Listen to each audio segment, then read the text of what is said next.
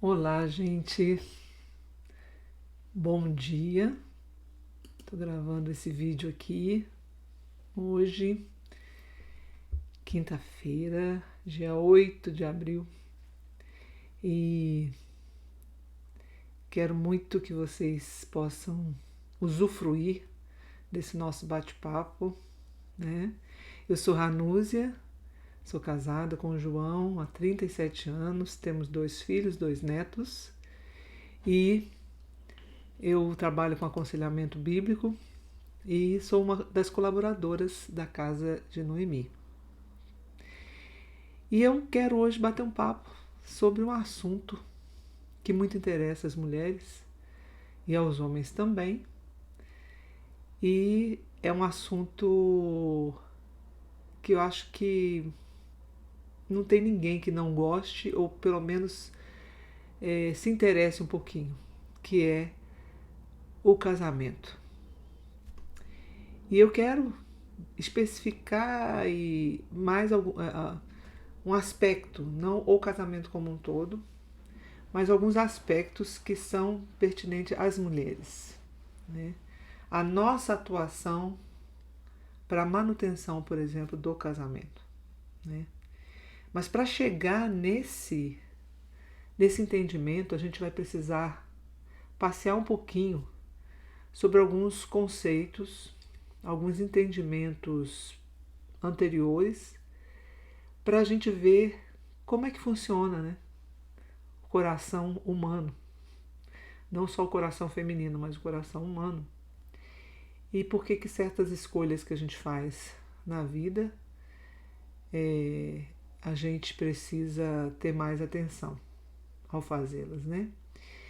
Então, uma pergunta que muito chega para mim, para todas as pessoas que trabalham com aconselhamento, é: eu deveria casar? Né? Casamento é para quê? Para que serve o casamento? Né? Eu digo que eu volto com uma pergunta quando a pessoa me pergunta isso. Você sabe o que é casamento? Você sabe por que você quer se casar? Ou você que já é casada, por que você se casou? Qual era a sua intenção inicial? E aí, essa pergunta toda hora acontece, né? Mas e aí, eu vou casar e eu quero ser feliz. Será que o outro vai me fazer feliz? Aí eu pergunto, você quer fazer o outro feliz? Eu fico feliz quando o outro está feliz? Ou eu fico chateada quando o outro está feliz e eu não estou conseguindo o que o outro conseguiu? Não estou obtendo as coisas que o outro obteve? Será que eu vejo o casamento como uma competição? Então, pode ser que você goste também de se imaginar uma pessoa que ainda não é casada, vestida de noiva, na igreja, com seus convidados, aquela festa maravilhosa, né? Você gosta de imaginar que essa festa vai ser cara, mas que você tem até seus pais para bancar essa festa, né? Não importa muito se o casamento em si vai dar certo, mas aquela festa tem que dar certo, né? Enfim, tudo que envolve o casamento, os preparativos para o casamento, né, naquele momento tão especial da vida, né, das pessoas, é isso. E aí, como é que vai ser? E as pessoas às vezes perguntam, eu não sei exatamente como vai ser, mas vamos lá. Aí eu pergunto, mas você não sabe como vai ser? Como assim? Você não tem ideia? Você não se planejou? Você não entendeu? Você não se organizou? Você não conversou com seu noivo? E aí ela disse, não, a gente até que conversou, mas tem umas coisas que ainda não estão fechadas. E aí a gente já começa a ver um problema de comunicação, né? Ou talvez uma má vontade em comunicar as ideias. E aí, enfim, você se casa. Para aqueles que já estão casados, já sabem, mas para aqueles que vão casar ou são recém-casados, chega a algumas conclusões ruins, chatas, né? Poxa vida, não era bem isso que eu pensava do casamento. Como se aquela festa fosse mudar magicamente a pessoa ou você mesmo. E aí a gente lembra de algumas palavras bíblicas que dizem assim: porquanto, assim como nos dias anteriores ao dilúvio, comiam, bebiam, casavam e davam-se em casamento, até o dia em que Noé entrou na arca. E aí você fica pensando, será que acabou o casamento, né? Porque depois de Noé, as coisas continuaram. Mas qual será a intenção do autor bíblico, do escritor bíblico, ao falar isso? E vou ler mais um aqui. Na ressurreição, de quem ela será esposa? Visto que os 7 foram casados com ela. Né? Existia todo um procedimento de quando o esposo, o marido de uma mulher, falecesse, ela, o próximo irmão dele, se casaria com ela. E aí Jesus esclareceu que os filhos deste século casam-se e são dados em casamento. Todavia, os que forem julgados dignos de tomar parte no mundo vindouro e na ressurreição dos mortos, não mais se casarão, nem serão prometidos para matrimônio. Aí aparece aquelas pessoas assim, poxa vida, eu sequer casei e já está dizendo que não vai ter matrimônio lá no céu. Tá arriscado até a pessoa falar assim, não quero ir para o céu não, me deixa aqui, ou então não me põe nessa encrenca porque eu quero casar. Ou outros dizem assim, nossa, que bom que não vai ter casamento lá, né? Então depende muito de como você encara e qual seu desejo, né? E aí nós vamos ver que uma pergunta também que acontece, que é uma dúvida, né? Mas aonde surgiu essa ideia do casamento, né? Eu não estou aqui para dar uma explicação sociológica, histórica, não. Eu estou aqui para dizer para você que o casamento foi Deus que criou. É simples assim, por um lado, e é complexo assim, por outro.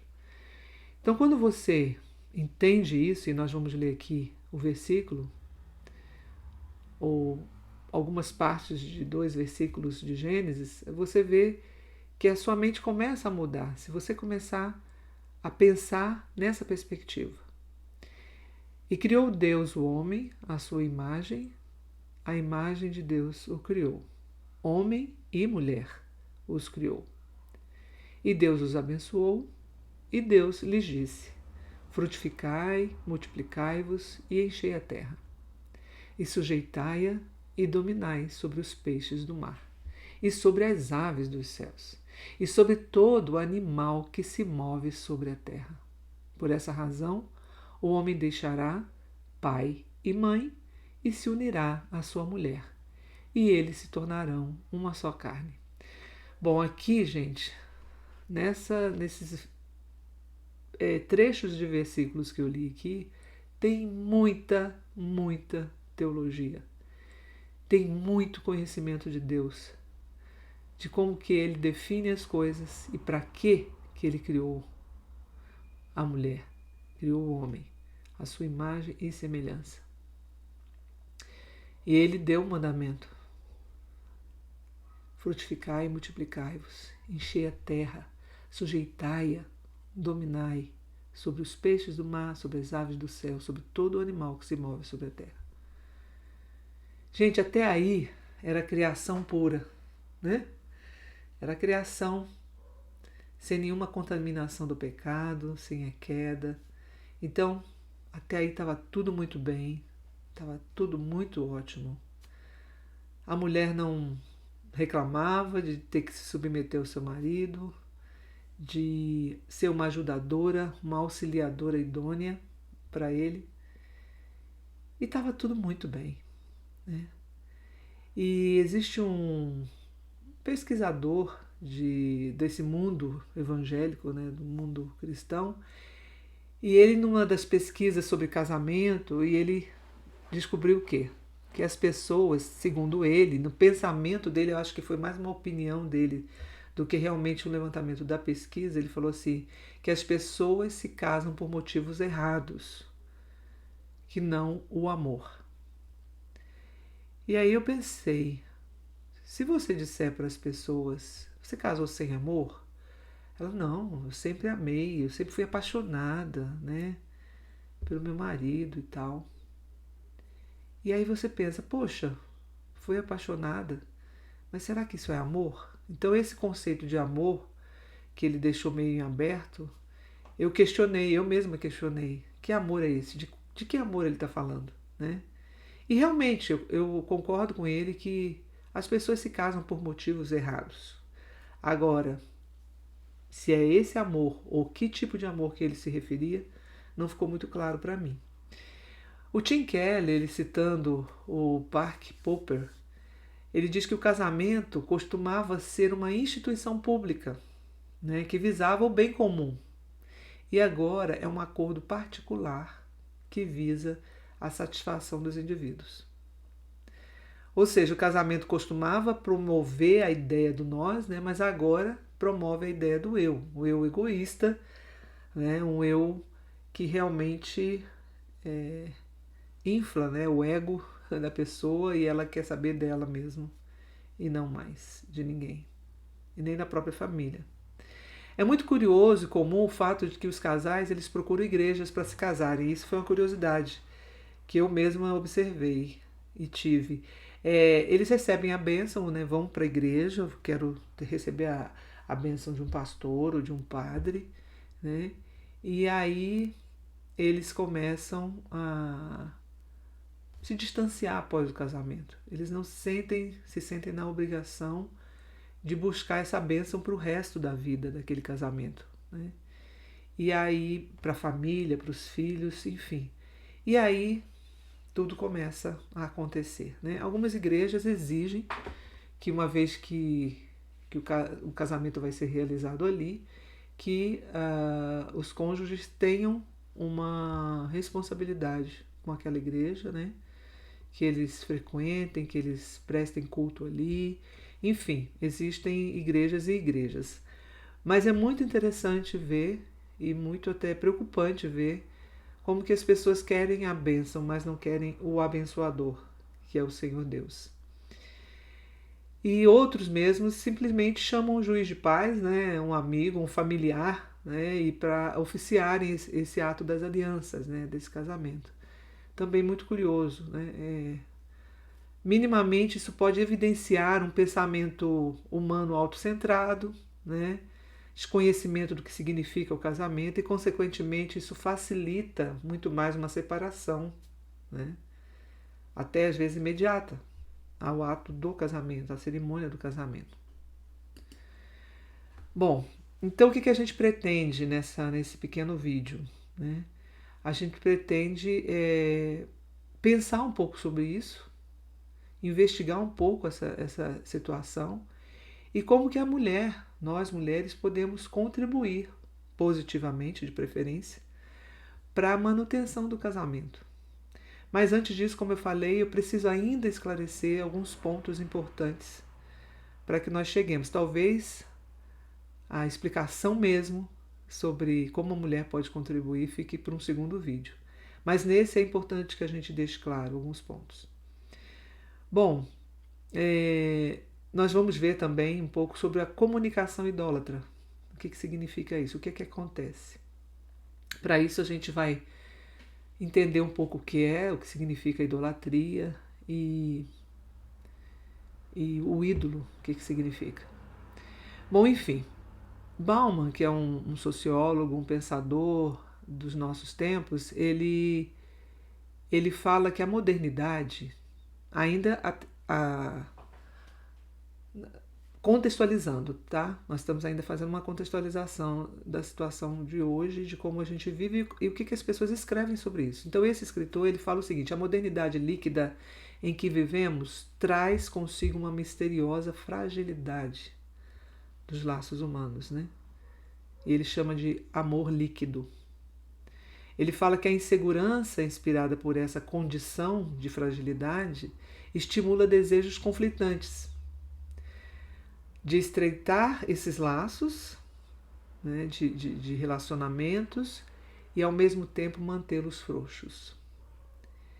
Aí ele diz que desfrutar, ele fala que isso é desfrutar das delícias de um relacionamento, contudo evitando simultaneamente seus momentos mais amargos e penosos. E forçar uma relação a permitir sem desautorizar, a possibilitar sem invalidar e satisfazer sem oprimir. É o paradoxo dos nossos relacionamentos, né, atuais. Como que a gente vive? É assim. A gente quer se aproximar, a gente precisa. E a gente vai ver que isso acontece com Deus, no nosso relacionamento com Deus. A gente quer se aproximar dele, a gente quer conviver, a gente quer conhecer, a gente quer receber as bênçãos, como a gente falou. Mas a gente mantém, como dizem alguns, né, uma distância segura. Eu não quero me comprometer tanto assim. E aí nós vamos ver que isso é um problema sério e grave. Então agora nós vamos trabalhar e entender o que é o ídolo, né? Esse sistema de idolatria, de ídolos. Segundo um dicionário online que eu consultei, ele diz que a idolatria ele é um culto, né, que se presta a ídolos, né? É um sistema de culto que se presta a ídolos e de forma figurada é um amor excessivo e uma admiração exagerada. A Elaine Fitzpatrick, que é uma autora que escreve sobre idolatria do coração, entre outros temas, ela diz que os ídolos não são apenas as estátuas de pedra, né? Mas são os pensamentos, são os desejos, são os anseios e a expectativa que a gente passa a ter e passa a cultuar essas coisas no lugar de Deus. Então são coisas que tomam o lugar de Deus na nossa vida. Esses aí são os ídolos. Esses são os ídolos. O Tim Keller ele diz que um ídolo ele é algo do qual a gente tenta obter coisas, né, que apenas Deus pode nos dar. E essa idolatria ela não é apenas um fracasso em obedecer a Deus, ele explica, mas é uma marca de que o nosso coração inteiro está em algo além de Deus. Então, ele diz ainda que tornar esse amor um ídolo, o amor um ídolo, pode significar que você deixa o seu amante explorar você. Ou que se torna cego, você se torna cego para as patologias desse relacionamento. Olha que curioso e interessante, né? E preocupante também. Um compromisso idólatra, ele diz, pode levar qualquer pessoa a quebrar qualquer promessa, a racionalizar qualquer indiscrição ou trair qualquer outro compromisso para sustentá-lo. Ou seja, você pode ser levada a violar todos os limites aceitáveis e apropriados, porque praticar idolatria é tornar-se escravo. E é isso que acontece ao final das contas. Bom, ele diz ainda que sempre foi possível transformar esse amor romântico e o casamento num falso Deus, né? Mas a gente vive uma cultura que torna cada vez mais fácil confundir o amor com Deus. Ou seja, o conceito que eu percebo, que eu acho que é o amor, com Deus. E aí, ser arrastado por esse amor, por esse conceito equivocado de amor, por ele, e colocar nele, nesse conceito, nessa sua percepção, todas as esperanças de felicidade. Hoje tem até cursos para isso, né? Como conseguir a felicidade, como ser feliz. E muitas pessoas baseiam-se no casamento para obter essa felicidade.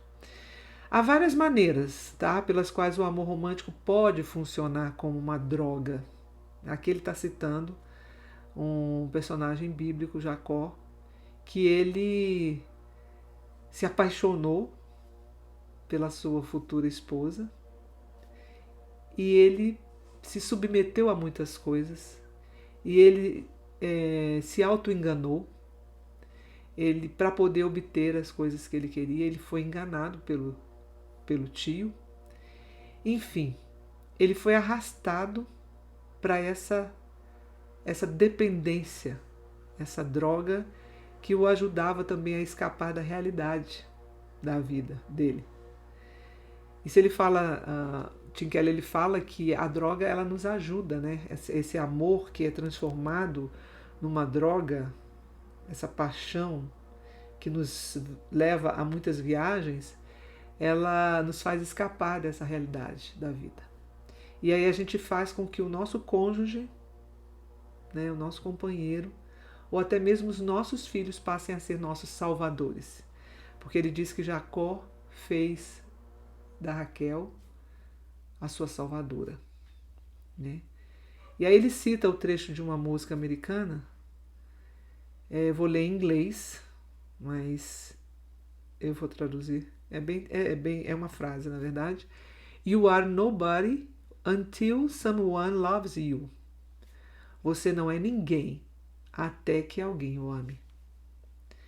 Ele fala que é isso que acontece, né? Esse sentimento popular que está nas músicas, que está nas poesias, que está nas artes em geral, é de que você só é alguma coisa se alguém te amar, né?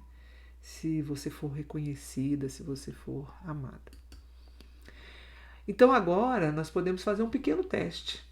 Você pode se auto-observar e responder qual dessas coisas você esperava encontrar ou ainda espera encontrar num relacionamento de casamento, né? Ou de namoro, enquanto você estiver namorando, né? Não estiver casado. Mas qual dessas coisas você pretende encontrar? É prazer, conforto? Você esperava ter encontrado prazer e conforto? Que seria o quê? Privacidade, liberdade, falta de estresse, transcendência, né? Você esperava isso e você não encontrou? Você esperava que seu companheiro, seu marido te desse afirmação de amor, de relacionamento, uma pessoa que te conhecesse, aprendesse a te conhecer e te admirasse pelo que você é? Você esperava isso e não teve? Você esperava o quê? Um certo padrão, uma certa certeza, um grau de certeza na vida, né? Vou casar, agora eu vou estabilizar e eu vou ter a minha vida sempre tranquila, né? E eu vou me tranquilizar e vou me acomodar. É assim que eu quero viver. Você pensava nisso? Você esperava isso e não obteve? Você esperava o quê? Sucesso? Poxa, eu vou casar com o homem mais bonito que eu conheço e esse cara ainda é muito rico, trabalha muito, é um cara trabalhador, ganha dinheiro, muito dinheiro, e a gente vai poder fazer quatro viagens durante o ano, nós vamos poder ter uma casa maravilhosa, ter um lugar maravilhoso para viver, um carro também do último tipo todo ano, trocando. Segurança? Esse homem vai me proteger. Ele vai me dar estabilidade, ele não vai deixar que eu fique amedrontada, com medo, não vai. Ele é muito bom. Ele é muito bom. Ou honra familiar, né? Quem sabe você estivesse e ainda está esperando alguma honra, algum respeito que venha também de outros em relação à sua família. Poxa, a família de fulano é maravilhosa, né? Olha que beleza, olha que filhos educados, olha que cultura, né? Então, eu vou deixar para você pensar um pouco sobre isso até a gente chegar ao final e aí eu vou te lembrar sobre algumas coisas. Mas a mulher que quer viver nessa ilusão de que seus filhos ou seu marido a farão feliz, eles são escravos, elas são escravas de seus ídolos e elas sofrem frustrações fortíssimas. Qualquer ser humano, né? Aqui nós estamos nos dirigindo às mulheres, mas qualquer um de nós, os homens também, As pessoas mais velhas, que já têm experiência, talvez menos frustração, se elas colocarem a sua esperança no lugar certo, nas pessoas certas e nos propósitos certos. Então aponta, né? Paul Tripp, ele aponta 4 resoluções que as pessoas podem tomar quando a frustração é grande, a decepção é grande. Ele fala assim: primeiro, ou você culpa coisas e pessoas e muda para outras melhores. E aí é o caso são os casos dos divórcios, das separações. A outra alternativa que acontece, a pessoa se culpa, né? E se acha um fracasso, que é outra situação também muito comum, né? E aí a pessoa começa naquele caminho do autodesprezo, da vergonha, eu não sou ninguém, eu não sou nada e tal. Ou ela culpa os outros, o sexo oposto no caso, especificamente, e se torna dura e cínica para com seu cônjuge. Isso acontece tanto das mulheres para os homens como dos homens para as mulheres, ou seja, o cinismo, a indiferença, né? E por fim, a pessoa seria a alternativa talvez melhor de todas e a mais correta. Ela fica ciente, que é isso que nós estamos tentando provar, de que nenhuma experiência deste mundo, nenhum melhor casamento pode satisfazer, reorientar todo o foco da vida para Deus. Ou seja, a pessoa, ela acha que aquilo ali está levando ela a uma melhoria, levando ela para Deus até. Mas na verdade ela não pode ter essa esperança, ela já tem que começar sabendo de que não é assim que funciona. Então ela tem que estar ciente de que nenhuma experiência pode satisfazê-la nesse mundo. E aí ela sim tem que reorientar todo o foco de vida para Deus e saber que não foi feita para este mundo, mas para um mundo sobrenatural e eterno. Essa seria realmente a opção verdadeira, né? Então, esse autor ainda, Paul Tripp, discutindo essa questão da idolatria, por exemplo, ao dinheiro, ele exemplifica e trata a partir de João 6, né? Que é o Evangelho de João, onde Jesus fala que ele é o pão vivo que desceu do céu, né? Então ele fala que as pessoas iam até Jesus para ter esse pão vivo, mas elas não criam em Cristo. Olha a contradição. É isso que acontece, que eu falei lá no início. A pessoa vai, procura a igreja, ela quer a bênção de Deus, mas ela não quer Deus. E assim aconteceu. E acontece, continua acontecendo. E assim mostra que tem uma batalha, está posta uma batalha entre esse pão físico versus o pão espiritual, que é importantíssimo na nossa vida humana. Os dois são importantes, mas o pão espiritual, sem esse a gente não consegue viver. Não consegue mesmo. Viver, que eu falo, não é viver bem no sentido assim, eu quero ter isso, eu quero ter coisa. Não, eu quero ser parecido com Jesus. Eu quero me alimentar da palavra dele. Eu quero me alimentar da doutrina dele. Quero me alimentar dele. Então esse é a guerra que se instala na nossa vida desde lá do Éden, né? Nós estamos querendo as coisas, mas a gente não quer o Criador dessas coisas. E no meio dessa batalha está quem? O enganador. Alguém pode dizer, mas essa figura de enganador, que é isso? Não existe isso para mim. Mas ele está ali, né? A nossa carne também milita contra o espírito. Nós mesmos temos um espírito enganador. A gente gosta de se enganar. A Bíblia fala que o coração do homem é desesperadamente corrupto. Quem o poderá conhecer? Então nós somos, nosso coração enganoso.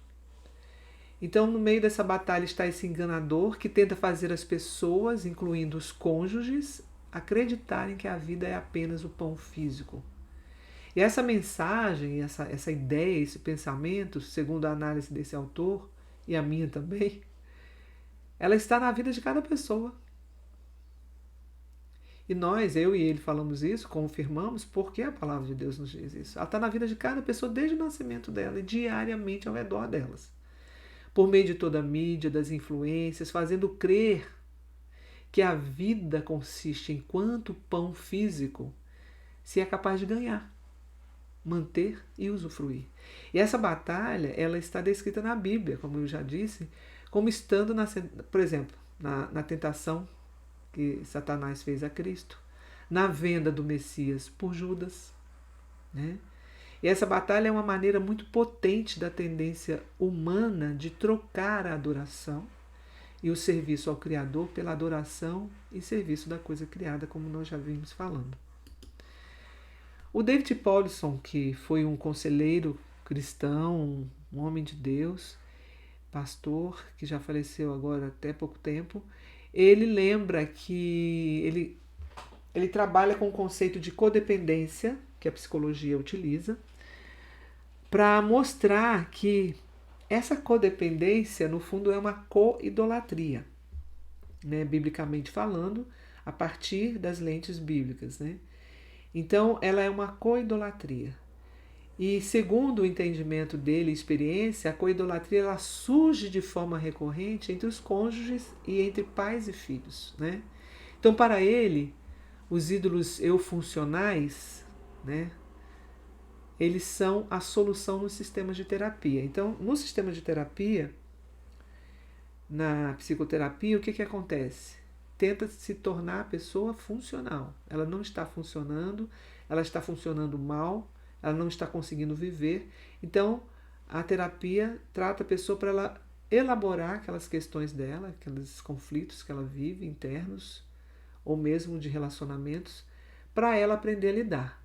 É isso, de fato. Porém, ele diz o seguinte, que como nesse sistema de terapia, né, não existe essa categoria de pecado, arrependimento e idolatria, então o que acontece?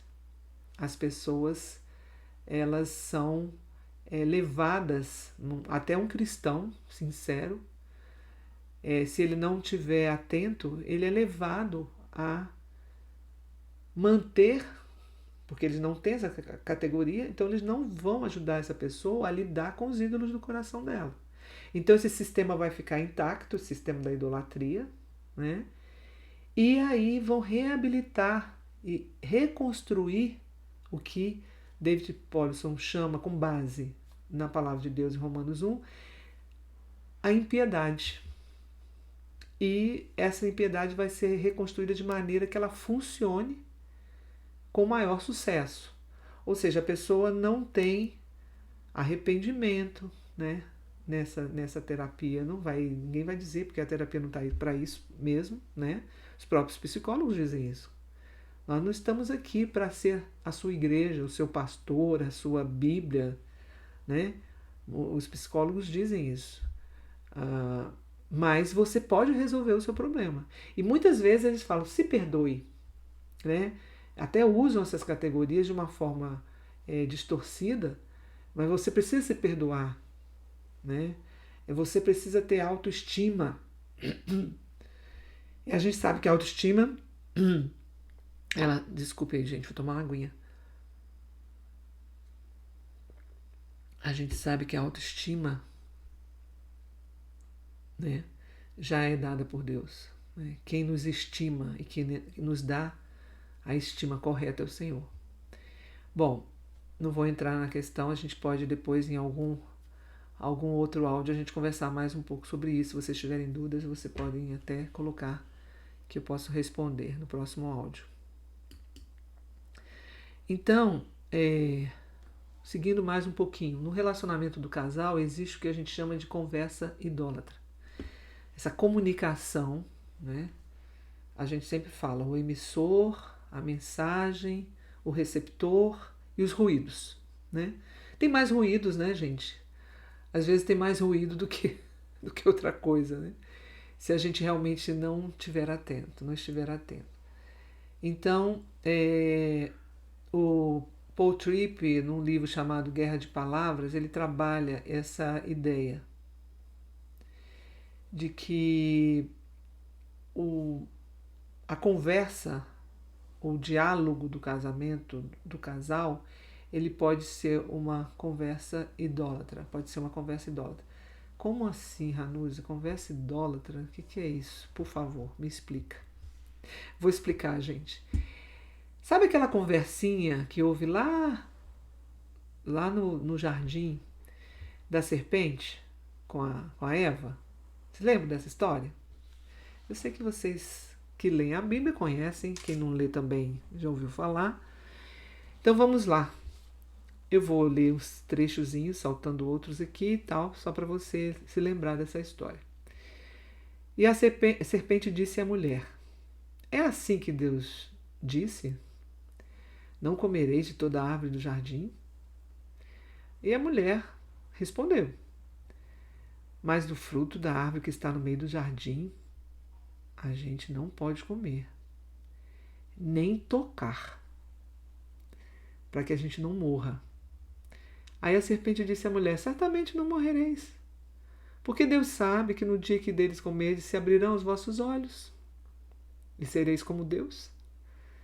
E viu a mulher que aquela árvore era boa para se comer, e agradável aos olhos, e árvore desejável. E aí o que ela fez? Essa árvore era desejável para dar entendimento. E comeu e deu também desse fruto ao seu marido. Então disse Adão, porque Deus perguntou, né? Quem foi que te fez desobedecer as minhas ordens, né? A mulher que me destes. Por companheira ela me deu da árvore e eu comi. E disse o Senhor à mulher: por que fizeste isto? E disse a mulher: a serpente me enganou e eu comi. Então aqui está a semente e a origem dessa conversa idólatra, né? Isso é um conceito criado pelo autor com base nesse texto, com base em toda a Bíblia, né? Então o que acontece? Essa conversa ela se manifesta no coração de rebeldia, de um rebelde, da pessoa que está rebelada contra as palavras de Deus.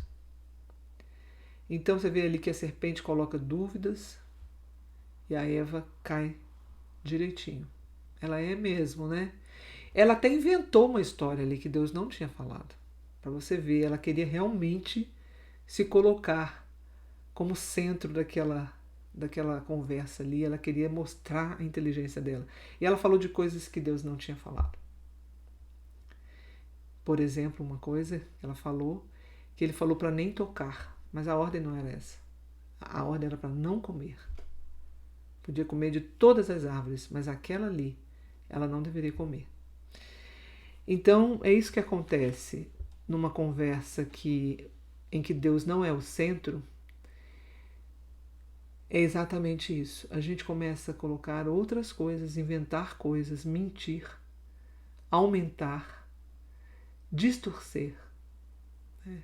E é excluindo Deus cada vez mais, cada vez mais. Então, vamos ficar por aqui. Essa é a primeira parte dessa nossa conversa. Espero que vocês sejam edificadas.